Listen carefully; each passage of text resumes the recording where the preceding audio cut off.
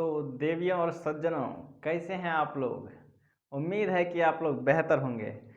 तो आज की इस कक्षा में हम बात करेंगे प्रश्नावली 10 दशमलव का, यानी एक तरह से के दिमाग का टेंशन जो है, दिमाग को दही करने वाला सवाल वाला चैप्टर, उसको ख़त्म करेंगे। यानी प्रश्नावली 10.2 का ये आखिरी प्रश्न होगा। तो चलिए फटाफट से इसको ख़त्म करते हैं। तो प्रश्न संख्या 13 कहता है कि सिद्ध कीजिए कि वृत्त के परिगत बनी चतुर्भुज। तो वृत्त के बाहर, परिगत का मतलब बता चुके हैं अब तक में 50 बार कि परिगत मतलब बाहर, परिगत मतलब बाहर। तो वृत्त के बाहर बनी चतुर्भुज, ठीक है, कि आमने सामने की भुजाएं, चतुर्भुज के आमने सामने की भुजाएं केंद्र पर जो कोण बनाती है वह संपूरक कोण अंतरित करती है। ठीक है, तो ऐसे नहीं समझ में आएगा बच्चा, तो इसके लिए हम थोड़ा सा मस्ती के साथ पढ़ते हैं। पहले हम एक वृत्त बना ले रहे हैं। ये रहा मेरा नन्हा मुन्ना प्यारा सा वृत्त। इतना खतरनाक तो डिवाइडर से भी नहीं बनेगा।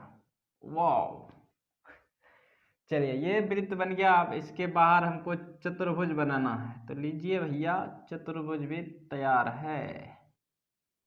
देखिए इतनी अच्छी कारीगरी तो दुनिया में आपको कहीं नहीं मिलेगी। और चतुर्भुज का नामकरण भी कर देते हैं। जैसे घर में कोई बच्चा जन्म लेता है तो उसका नामकरण करते हैं। तो इस बेचारे चतुर्भुज का नाम है ABCD।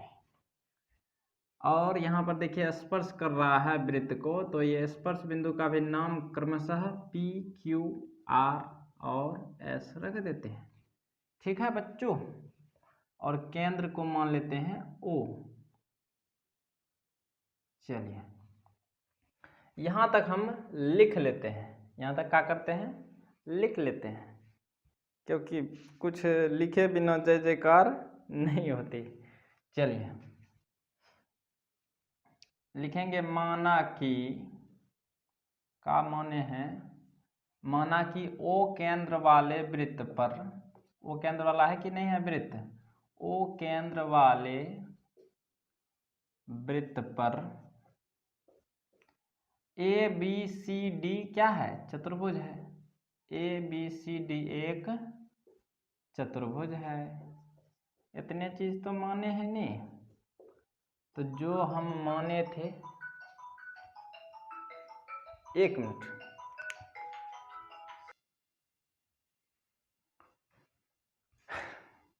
तो ABCD एक चतुर्भुज है, यहाँ तक मान लिए थे और यही चीज छाप लिए हैं। यहाँ तक में कोई समस्या? चलिए आगे क्या करते हैं। कुछ हमको सवाल में क्या बोला है कि वृत्त के बाहर बनी चतुर्भुज के आमने सामने की भुजाएं। तो वृत्त के बाहर ये चतुर्भुज बना है, तो इसके आमने सामने बनी भुजाएं द्वारा केंद्र पर अंतरित कोण। तो देखिए यहाँ पर हमारा ये बन गया भुजा। तो ये आमने सामने भुजा द्वारा केंद्र पर जो ये कोण और ये कोण बन रहा है, ये दोनों परस्पर एक दूसरे का संपूरक सिद्ध करना है। संपूरक हम बता चुके हैं अब तक में 50वां बार कि जिन दो कोणों का योग 180 डिग्री हो वे परस्पर आपस में संपूरक हो जाते हैं। तो या तो हमको ये दोनों का सिद्ध करना है कि इन दोनों का योग 180, या इन दोनों का योग 180। पुनः सिद्ध कर दो, कोई दिक्कत नहीं है, या तो इधर से या उधर से। कान को इधर से पकड़िए चाहे घुमा करके पकड़िए, पकड़ना है काने, नाक नहीं। ठीक है, तो कैसे करेंगे, तो इसके लिए हमको कुछ रचना करना होगा। तो सबसे पहले देख लेते हैं हमको क्या सिद्ध करना है। सिद्ध करना है कोण AOB प्लस कोण COD, इन दोनों का योग 180 डिग्री। AOB मतलब ये कोण और COD मतलब ये कोण। आप चाहे तो इन दोनों का योग भी कर सकते हैं, कोई दिक्कत नहीं है। यह हमको सिद्ध करना है। तो इसको सिद्ध करने के लिए हमको रचना करना होगा। क्या करेंगे, केंद्र O को स्पर्श बिंदु P से मिलाएंगे, स्पर्श बिंदु Q से मिलाएंगे, R से मिलाएंगे और S से मिलाएंगे। केंद्र O को P से मिलाए, O को Q से, O को R से, O को S से। यहाँ तक में किसी बच्चे को कोई समस्या, कोई डाउट? चलिए, तो जो रचना किए रचना में लिख लेते हैं। केंद्र O को स्पर्श बिंदुओं P, Q, R व S से मिलाया। मिलाया है तो क्या बोलेंगे? हटाया, मिलाया।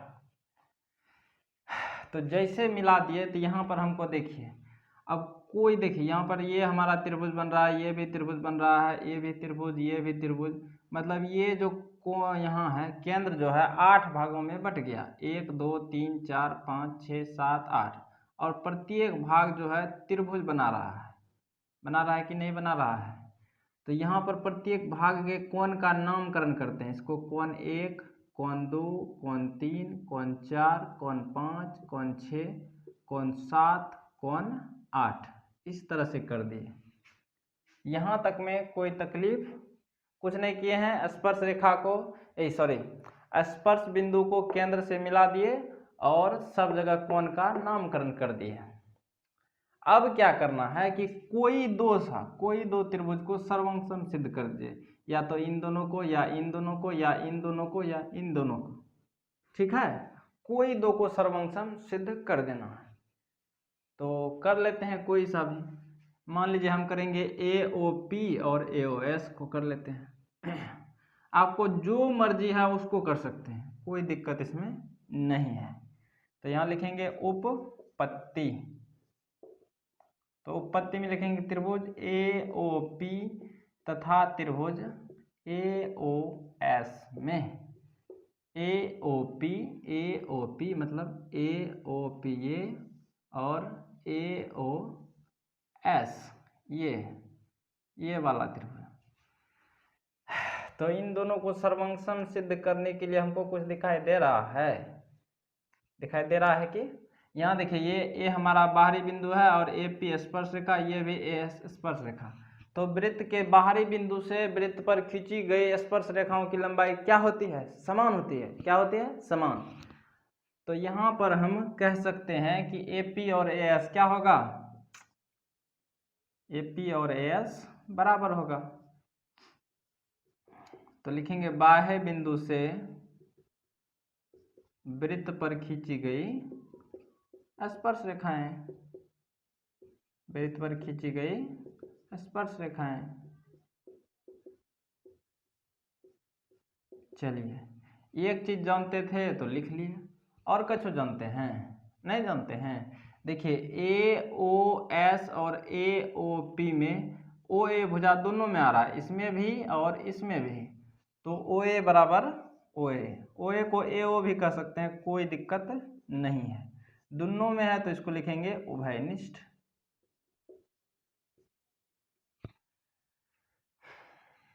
उभयनिष्ठ लिख दिए। इसके बाद और क्या? और देखिए यहाँ पर हमारा 90 बनेगा। पूछोगे सर अपने मन से 90 लिख दिए? नहीं बचवा, ये हमारा केंद्र से परिधि तक की दूरी त्रिज्या है और ये स्पर्श रेखा है। तो त्रिज्या और स्पर्श रेखा के बीच में कितना कोण बनता है? ओके, ये तो पहले भी बताए हैं सर, 90 डिग्री। तो त्रिज्या और स्पर्श रेखा के बीच 90, यहाँ 90 बन रहा है, यहाँ भी 90 बनेगा। क्यों? क्योंकि तो पता चलिए गया होगा, ये भी त्रिज्या ये भी स्पर्श रेखा। तो त्रिज्या और स्पर्श रेखा के बीच कितना? 90 डिग्री। तो यहाँ से हम लिख सकते हैं कि कोण APO बराबर कोण ASO बराबर 90 डिग्री। प्रत्येक 90 डिग्री कहाँ से होगा? तो त्रिज्या व स्पर्श रेखा के मध्य कोण। तो यहाँ पर देखिए एक समकोण है और समकोण के सामने वाली भुजा कर्ण भी है और एक अलग से भी भुजा है। तो समकोण कर्ण भुजा सूत्र से हम इन दोनों त्रिभुज को सर्वंकषम कह सकते हैं। ठीक है, और सर्वंकषमता के बारे में अधिक से अधिक जानकारी प्राप्त करेंगे जब हम छठा चैप्टर पढ़ेंगे। अभी फिलहाल जान लीजिए कि ये दोनों त्रिभुज हमारा सर्वंगसम हो गया, तो लिखेंगे इसीलिए त्रिभुज AOP सर्वंगसम होगा त्रिभुज AOS। किस नियम से? तो RHS सर्वंगसमता, जिसको समकोण कर्ण भुजा सर्वंगसमता कहते हैं।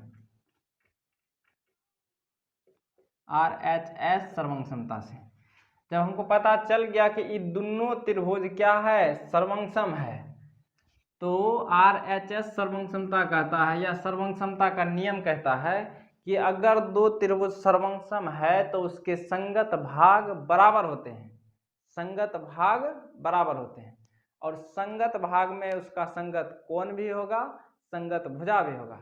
तो हमको यहाँ जरूरत कोण का था नहीं, तो संगत कोण क्या हो जाएगा? बराबर। तो यहाँ से हम कोण 1 बराबर कोण 8 कह देंगे। किस नियम से? तो इसको कहते हैं by CPCT, corresponding part of congruent triangles are equal. ठीक है, यहाँ से हम इसको कोण 1 और कोण 8 को बराबर कह सकते हैं, जिसको हिंदी में अभी तुरंत बोले थे, सर्वंगसम त्रिभुज के संगत भाग बराबर होते हैं। चलिए चलिए चलिए, कोण 1 और कोण 8 को हम क्या कर दिए? बराबर कर दिए। जो नियम इस त्रिभुज में लगा, इन दोनों त्रिभुज में, वही नियम इन दोनों में लगा कि ये दोनों बराबर नहीं हो जाएगा? आराम से हो जाएगा।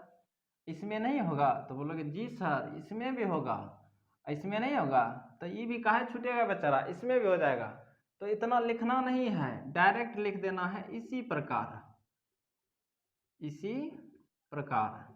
इसी प्रकार कोण 2 बराबर हो जाएगा कोण 3 के, और कोण 4 किसके बराबर?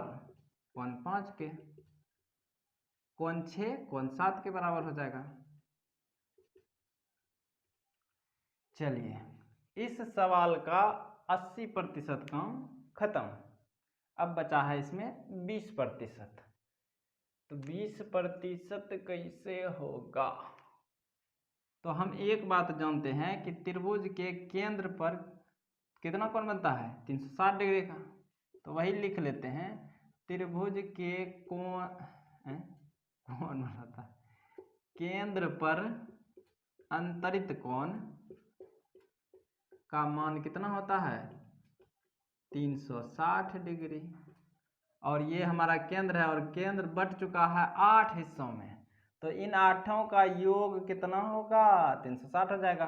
तो यहाँ से लिखेंगे कोण 1 प्लस कोण 2 प्लस कोण 3 प्लस कोण 4 प्लस कोण 5 प्लस कोण 6 प्लस कोण 7 प्लस कोण 8 बराबर 360। बहुते बड़ा था लेकिन। तो कोण 1 प्लस कोण 2 प्लस कोण 3 प्लस कोण 4 5 6 7 8 सबको मिला करके 360। लेकिन हमको जरूरत है कोण 1 और 2 का, क्योंकि AOB ना लिए हैं, AOB में 1 और 2 आता है, और COD लिए हैं तो COD में 5 और 6 आता है, बाकी सब तो फालतू है। तो फालतू को डिलीट करना है। कैसे डिलीट करेंगे? यहाँ से हम क्या क्या जानते हैं? चूंकि कोण 1 बराबर है कोण 8 के, कोण 2 बराबर है कोण 3 के, कोण 4 बराबर है कोण 5 के, और कोण 6 बराबर है कोण 7 के। तो इसका मान इस पे रख देना है। रखना है हमको 1 और 2 और 5 और 6 को, बाकी सबको हटा देना है। तो कोण 1 को रखना है तो इसके साथ छेड़छाड़ नहीं करना है, 2 रखना है इसके साथ भी छेड़छाड़ नहीं करना है, कोण 3 को नहीं रखना है। तो कोण 3 किसके बराबर है? 2 के बराबर, तो कोण 2 लिख सकते हैं इसके बदले। उसी तरह कोण 4 को भी नहीं रखना है, तो कोण 4 5 के बराबर है, तो ये 4 के बदले लिख देंगे कोण 5, और कोण 5 तो रखना है, प्लस कोण 6 को रखना है तो कोण 6 के बदले कोण 6, कोण 7 को रखना है नहीं रखना है, तो कोण 7 6 के बराबर है, तो कोण 7 को हम कोण 6 लिख देंगे, और कोण 8 है 1 के बराबर, कोण 8 को भी नहीं रखना है, तो कोण 8 के बदले लिख देंगे कोण 1 बराबर 360।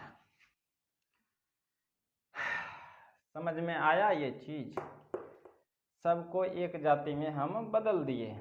अब देखिए 2 बार कोण 1 आया है, तो हम इसको कोण 1 और कोण 1, एगो यहाँ है एगो यहाँ है, तो दो गुण कोण 1 होगा।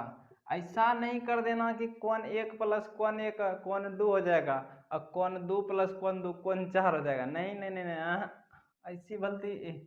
ऐसी गलती जिंदगियों में नहीं करना, ठीक है। एगो कोण 1 है एगो कोण 1 है, तो कोण 2 को कोण 1 हो जाएगा। उसी तरह से एगो कोण 2 एगो कोण 2, तो 2 को कोण 2 हो जाएगा। उसी तरह एगो कोण 5 एगो कोण 5, तो 2 को कोण 5 और एगो कोण 6 एगो कोण 6, कितना 2 कोण 6 बराबर 360 डिग्री। तो देखिए सब में 2 कॉमन आ रहा है, 2 को कॉमन ले लेते हैं, इधर बचेगा कोण 1 प्लस कोण 2 प्लस कोण 5 प्लस कोण 6 बराबर 360 डिग्री। यहाँ देखिए गुणों में, उधर टपाएंगे किस में हो जाएगा, भाग में, तो इधर बच जाएगा कोण 1 प्लस कोण 2 प्लस कोण 5 प्लस कोण 6 बराबर 360/2। 2 से जब खिलाएंगे तो ये खाएगा 180 बार में। अब इधर दिखता है कि नहीं दिखता है, इसीलिए हम थोड़ा सा यहाँ पर मिटा रहे हैं। आप लोग उम्मीद है कि यहाँ तक उतार लिए होंगे, तो हाथ से ही मिटा देते हैं, मिटाने वाला जुगाड़ मिल नहीं रहा है। तो यहाँ देखिए कोण 1 प्लस कोण 2 किससे किससे बना है, जरा ध्यान से अब फोटो को देखिए। कोण 1 और कोण 2 ये तो ए ओ बी है कि नहीं है, तो कोण 1 प्लस कोण 2 के बदले हम लिख सकते हैं कोण ए ओ बी। उसी तरह कोण 5 प्लस कोण 6, 5 और 6 ये क्या है, सी ओ डी है कि नहीं है। हम कुछ नहीं कर रहे हैं, जो सवाल में दिया है जो हल करके आया है उसी के अनुसार कर रहे हैं। कोण सी ओ डी बराबर कितना हो गया, 180 डिग्री। तो ध्यान से देखिए इस जगह को, यही प्रूफ करना था कि नहीं था। तो जिस प्रकार से ए ओ बी और सी ओ डी का मान हमको आ गया 180 डिग्री, उसी प्रकार इसी तरह हम इसको भी लिख सकते हैं। कैसे लिखेंगे, तो कोण ए ओ डी प्लस कोण बी ओ सी, इसका भी मान ना 180 हो जाएगा। तो उतना करना नहीं है, इसी तरह लिख के काम चला देना है। इति सिद्धम, यही सिद्ध करना था हमको। सवाल समझ में आया, बहुत ही आसान सवाल था पर घुमावदार था, थोड़ा सा घुमाया थोड़ा सा। तो उम्मीद है कि आपको यह सवाल बिल्कुल बेहतरीन क्लियर हुआ होगा। तो मुझे आज के लिए दीजिए इजाज़त, अपना ख्याल रखें, बड़ों का सम्मान करें। जय हिंद, जय भारत।